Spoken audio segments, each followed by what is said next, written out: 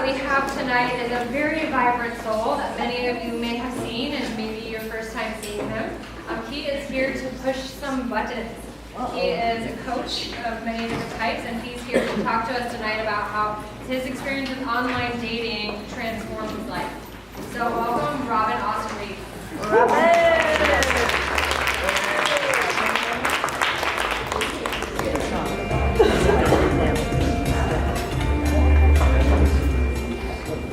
Hey, you pretty girl. That was my opening line to a girl I was really eager to meet. God, she was so sexy. But she wasn't in front of me. No, it was Friday night, and I'd waited way too long to make plans. And I was a gentleman, so you never ask a girl out the same date, same night. It just seems tacky. Friends were already out, it's a long week, I just wanted a connection, right? I was lonely, I was on the couch, I didn't know what to do, so beep, beep, beep, beep, beep, bop. 5 minutes later, I had an online dating profile set up and ready. This was exciting. It was fun. Before I knew it, I was connecting. It was unbelievable. I mean, I actually had to set my phone for a different beat just for the app. I mean, I had this thing dialed in. I mean, this was great. I started meeting people, I started connecting with people. It was intimate, it was unbelievable. Girls were messaging me back. They were wanting the same thing that I was wanting. They were wanting that connection. But something really, really, really interesting happened. One girl started telling me everything that she didn't want, which I thought was kind of strange because I'm kind of a half glass full type of guy, you know, silver lining. So I'm trying to talk about what you don't want. Tell me what you want from that guy, right? Oh my God, she went on and on and on. I was like, I don't get it. I don't know what's going on. So finally, she says to me, after all the, don't do this, don't do that, I'm checking it out, no problem.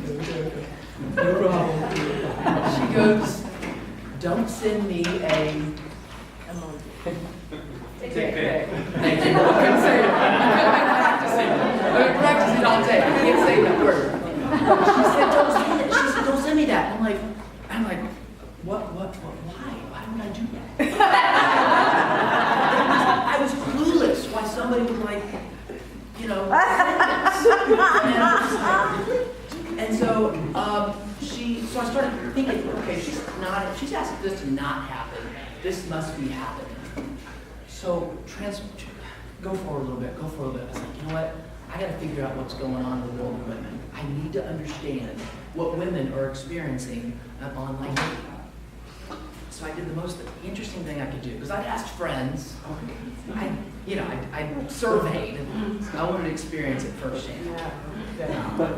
Just reading the women's body language from the back, like, it's unbelievable. Is it really that bad? It's bad. So I have to tell you just how much. So I created a profile. I created the female version of me. Wicked sexy. Brown hair, green eyes, nicely sculpted, a little younger because, you know, I embellished. Unbelievable what I experienced. And then Pete, oh, he's such a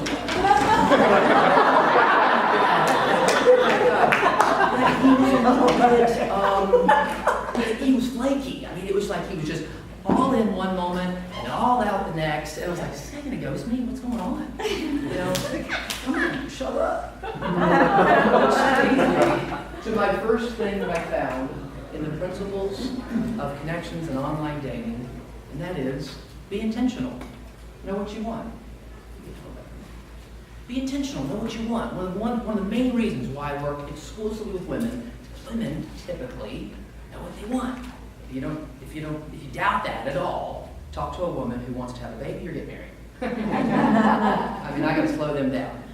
Intentional. Then I met Jonathan. Jonathan, wow, he was my poet.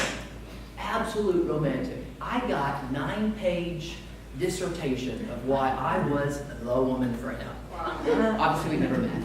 I was wicked sexy, at least on mine. So we would go on and on, and it felt original, fairly intuitive that way. I was like, he could be copying and pasting. I think he's writing this out. I think this is legit. being a bit of a writer, I just felt through it. I was like, man, he sent me memes, he sent me poetry. He even said, and I quote, "I believe God sent you to me.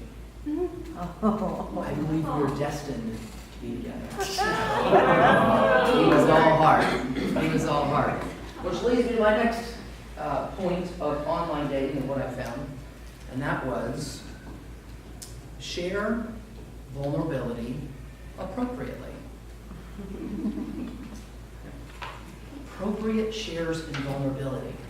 It was a pace, and I couldn't find a guy that would give me a pace. Like a tennis match, right? Don't spike the ball, don't jump the net, don't recreate the rules, just hit the ball back to me. Volley it back to me. I just want to play the game.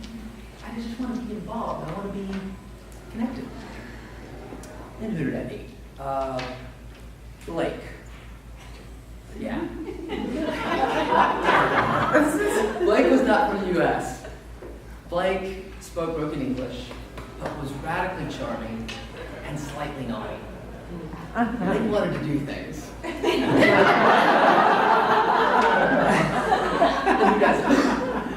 Blake wanted to have some fun, and he made sure that I knew it. And so getting Blake to slow down was nearly impossible. But I was going to say a gentleman. I was a lady. Thank you. I was a lady, and I was like, slow down.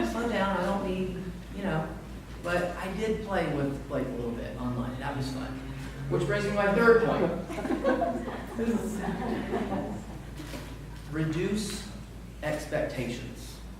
Right? Life is a stage. It's meant to be have fun. Really, online dating is a game, and we're all actors. And then really life is just all about actors. So I started really drawing some powerful parallels. Dating, why people are connecting, and why these men wanted this woman. This wasn't real. What was going on in their hearts? And why did it go so creepy wrong? Right? Then there was Mark. Mark was an architect at Houston. And Mark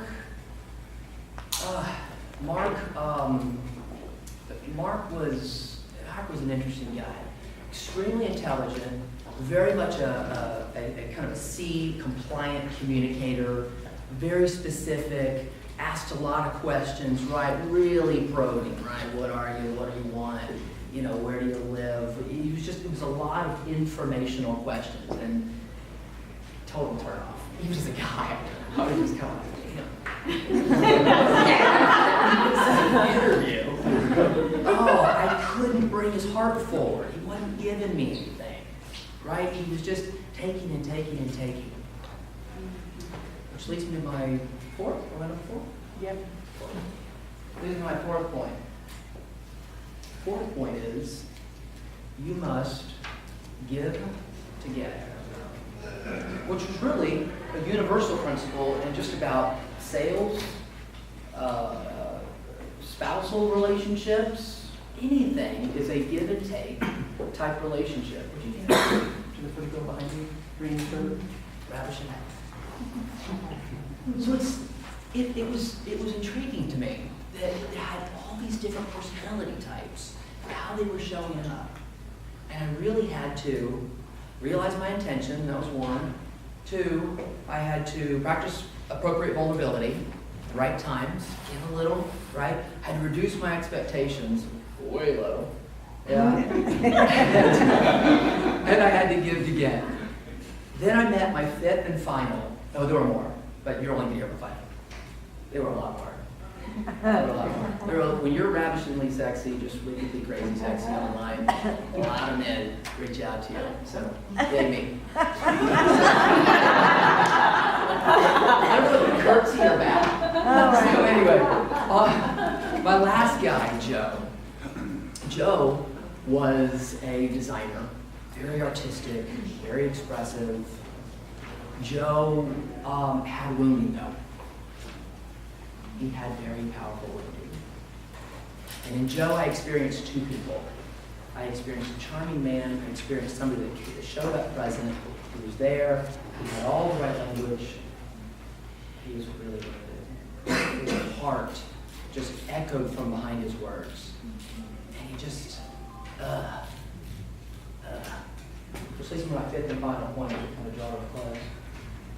The fifth and final point is to experience radical vulnerability and authenticity and really connect. You have to relax. You got to nurture. Nurture. Nurture. Nurture yourself, nurture the other. Thank you for asking, brother. Yeah. And so I share all this with you to share that my experience of all this was really that we're not all that different. Men and women, what they wanted, we want to love, we want to be loved, we want to share, we want to receive, we want to be known, and we want to know. There's this cosmic dance that happens in the relationships that I found over and over and over again. These 5 things was what creating a fake online dating profile taught me. And forever changed the way I approach not just women, but men too. But men too. Every person has that little child inside themselves that's just full of dreams, full of ambition and excitement and things that they want that are just dormant. Some bastard teacher told them they would never be good enough. Some lover, some spouse. Everybody had that in their story. Over and over and over again. This is proven thousands of times in my work. So these 5 things are what encompassed this dating experience and how I use technology to create intimacy, to practice vulnerability, and create radical authenticity. And I'll leave you with this, just so you know. These 5 guys, I did leave them better than I found them. I loved them up. I did tell them that, but alas, I had met my friends, and I was going to go stay. And I was going to bow out and remove myself from the dating app. So I was kind, and I nurtured. Thanks, God. So I'll give you this, guys. Nurture each other. And this community gets that. I mean, this community gets that. I said, I'm new to this community. I said when I got here, I said, you know, this isn't real. Encinitas isn't real. And somebody very boldly looked back to me and said, no, the rest of the world's not real.